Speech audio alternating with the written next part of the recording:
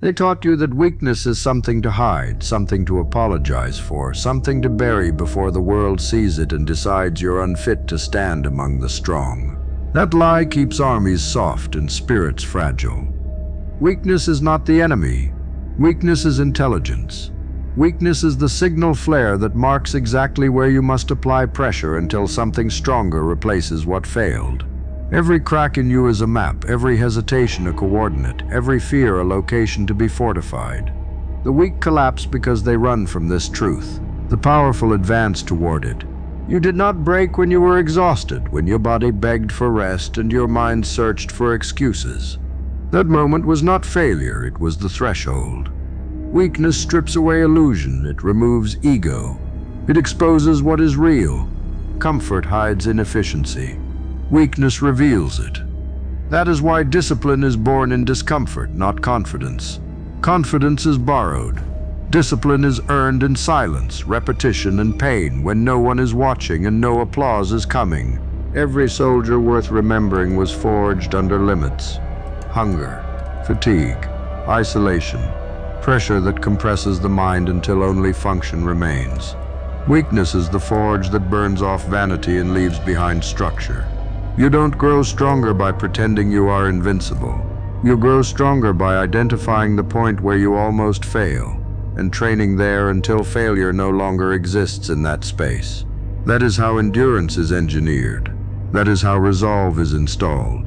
The world trains people to avoid resistance, to soften themselves so they are never uncomfortable long enough to evolve. But resistance is instruction. Pain is data. Weakness is feedback.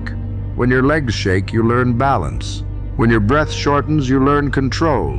When your thoughts scatter, you learn command. Strength is not aggression without restraint, it is order imposed on chaos. It is the ability to operate precisely when the body is loud and the mind is under siege. You don't dominate by overpowering everything at once. You dominate by mastering the moments where you are least impressive. The pause before quitting, the breath before collapse, the second where doubt speaks loudest. That is where command is exercised, not with rage, not with panic, but with calm authority. Weakness bows to those who do not fear it, who study it, who train inside it until it no longer dictates terms. They will never understand why you walk into pressure instead of away from it. Why you seek the hard path, the silent work, the lonely hours. They mistake ease for wisdom and comfort for success. But ease builds nothing that lasts. Comfort creates dependency. Pressure creates capability. You were not designed to be protected from hardship. You were designed to outgrow it. Strength is not the absence of weakness. Strength is the ability to function because of it, to convert limitation into leverage, to turn pain into precision, to turn fear into awareness, to turn fatigue into efficiency. Weakness is the instructor. Discipline is the response. Power is the result. Stand where you once struggled. Train where you once hesitated. Command where you once doubted. That is not survival, that is evolution. And those who learn this truth no longer fear being tested. They welcome it, because they know every test sharpens them into something the world cannot move. They will try to convince you that endurance is cruelty, that discipline is oppression, that demanding more from yourself is some kind of sickness. That narrative exists to protect mediocrity. The truth is simpler and far more dangerous. Nothing sharp is created without pressure, and nothing reliable is born without repetition. Weakness is not a verdict, it is a briefing. It tells you where you are unprepared, where your structure is thin, where your habits collapse under load. Ignore it and you remain fragile. Confront it and you become fortified. There is a moment in every trial where the body revolts and the mind begins negotiating surrender. That moment is sacred. That is where identity is decided. Not when conditions are favorable, not when energy is high, but when continuation feels unreasonable. The untrained call that moment proof they should stop.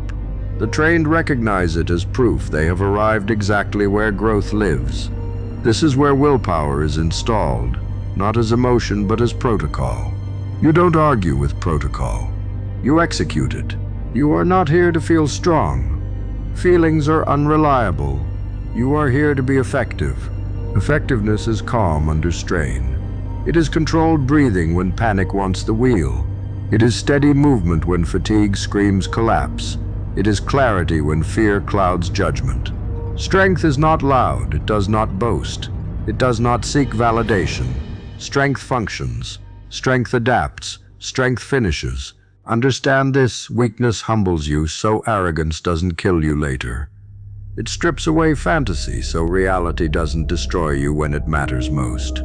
Every limitation you face now is sparing you a far greater failure in the future. This is training disguised as struggle. This is preparation wrapped in resistance. Those who quit early never realize the hardship was doing them a favor. You will be isolated by this mindset. Not because you are cruel, but because you refuse to lie to yourself. Others will seek comfort in numbers, reassurance in excuses, relief in distraction. You will seek mastery. Mastery requires solitude, patience, and the willingness to remain uncomfortable longer than others are willing to tolerate. The distance between you and them will grow. Let it. Distance is often the price of capability. When the next trial comes, and it will, you won't ask why it's happening to you. You'll recognize it. You've been here before. You trained here. You learned how to breathe here, how to move here, how to think here. Weakness will show up again, but it will no longer surprise you. It will no longer intimidate you. It will report for duty like it always does, and you will put it to work. This is how power is built quietly, without ceremony, without witnesses. Not by pretending you are strong, but by becoming competent under pressure. Not by avoiding weakness, but by extracting value from it. Not by demanding easier battles, but by becoming someone who does not require them. Stand firm. Train where it hurts. Think when it's hardest. Act when quitting feels reasonable. That is not brutality. That is discipline. And discipline turns weakness into a weapon. Remember this when the silence gets heavy and the effort feels invisible. Nothing that matters announces itself while it's being built. Strength is assembled in obscurity. No audience, no applause, just repetition carving reliability into your bones. The world celebrates outcomes because it is blind to process. You understand process. You understand that every unglamorous hour is laying structural steel beneath a future no one else can yet see. Weakness will return in new forms as you grow. It always does.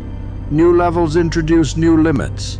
Do not mistake that for regression. That is confirmation you are advancing into heavier territory. The pressure increases because your capacity has increased. The weight does not get lighter. You get more precise, more efficient, more controlled. That is progression. That is how command is earned.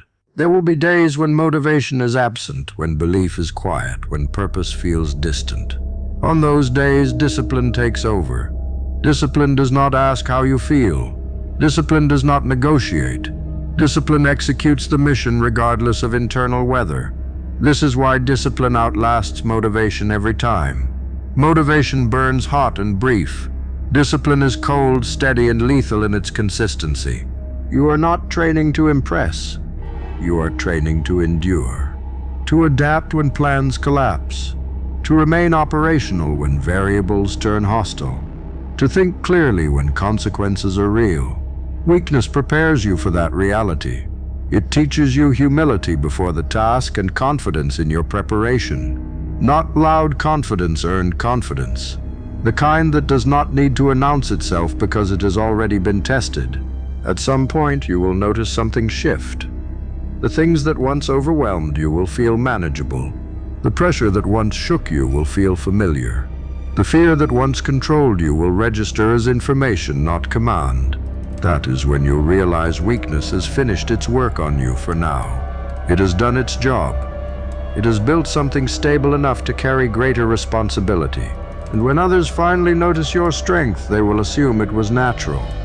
They will call you gifted, resilient, built differently. They will not see the nights you stayed when leaving made sense. The moments you trained inside doubt instead of escaping it. The times you used weakness as a tool instead of an excuse. Let them misunderstand. Your strength was never meant to be explained. You were not shaped to be comfortable. You were shaped to be capable, to stand when conditions deteriorate, to function when systems fail, to remain composed when others fracture. Weakness did not weaken you. It instructed you. It refined you. It prepared you. Carry that knowledge forward. Seek the hard edge. Respect the struggle. Trust the process. And when the next test arrives, meet it without surprise. You know what it is now. It's not just a test, and understand this: training never ends. There is no finish line where pressure disappears and comfort becomes permanent. The moment you stop encountering resistance is the moment decay begins. Stagnation is the real enemy. Weakness keeps you alert. It forces adaptation. It reminds you that capability is rented, not owned, and the rent is paid daily in effort, focus, and restraint. You will learn to value restraint over impulse, control over reaction. Raw force exhausts itself. Controlled force endures. That is why the strongest presence in any room is rarely the loudest. It is the one that does not need to prove itself.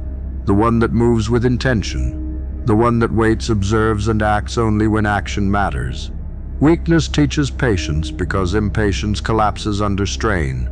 There will be moments when you are underestimated, when your silence is mistaken for hesitation, when your composure is misread as passivity. Let them miscalculate. Underestimation is leverage. It buys time. It creates openings. Those who mistake restraint for weakness rarely understand what is about to happen until it is too late to adjust. You are becoming someone who does not panic when the plan changes, who does not freeze when the pressure spikes, who does not crumble when support disappears. That kind of individual is rare because most people are trained to depend on conditions. You are training to dominate regardless of them. That is the difference between survival and command. Every hardship you endure without complaint strengthens your authority over yourself. And self-command is the highest form of power. No outside force can control someone who has already mastered their reactions, their discipline, their fear. Weakness tried to expose you, and it did. But what it exposed was not fragility, it exposed potential. When the moment comes that truly matters, when the stakes are real and the margin for error disappears, you will not rise to the occasion. You will default to your training, to your habits, to the structure you built in obscurity. That is why this work matters. That is why weakness was necessary. It prepared you for moments that comfort never could. Stand ready. Stay sharp. Stay uncomfortable. Not because you enjoy suffering, but because you respect what it produces.